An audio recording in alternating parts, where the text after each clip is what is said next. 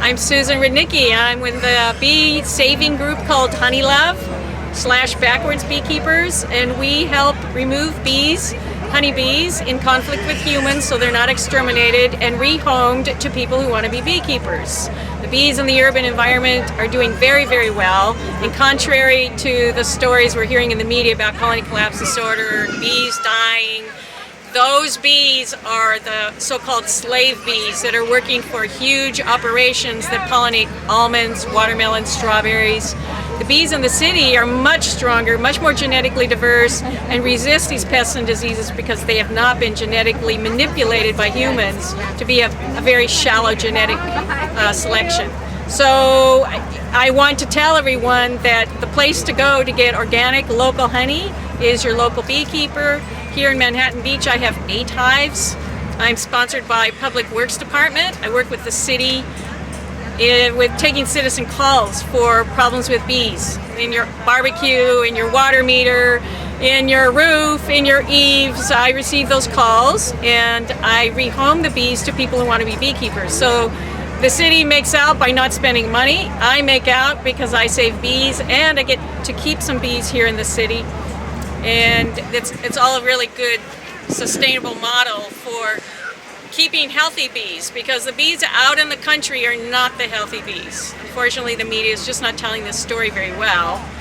And the bees in the country are very sick. They're being treated by their own beekeepers with chemicals to resist mites and various diseases caused by the insults that they are subject to when they're trucked around the country on semi-trucks. Hundreds and hundreds of hives. Thousands of hives go to the almonds, for instance, in the Central Valley every February for 2 weeks, and those bees are dumped down into the almond groves.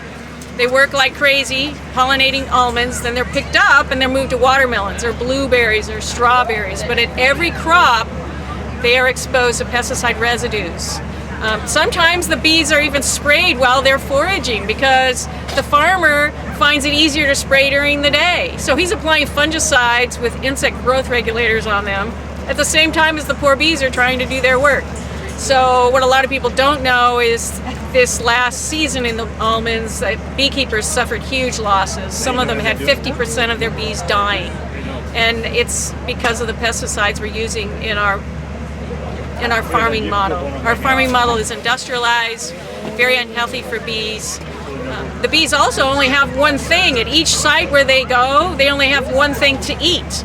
So it's like you eating one thing for 2 weeks. You would be suffering from micronutrient deficiencies, nutrition deficiencies of various kinds. And that affects your immune system or your ability to fight off diseases. So the same thing happens to the bees. And I want to tell this story more fully so that the media conception that most people are getting is that we're facing a collapse of all bee colonies, and actually the bees in the city are very healthy. So we try to help urban beekeepers learn the craft.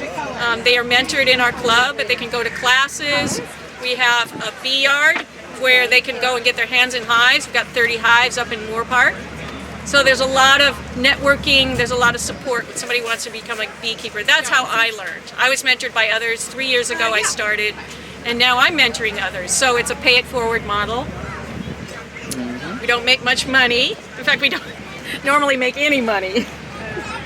And that's our group, honeylove.org.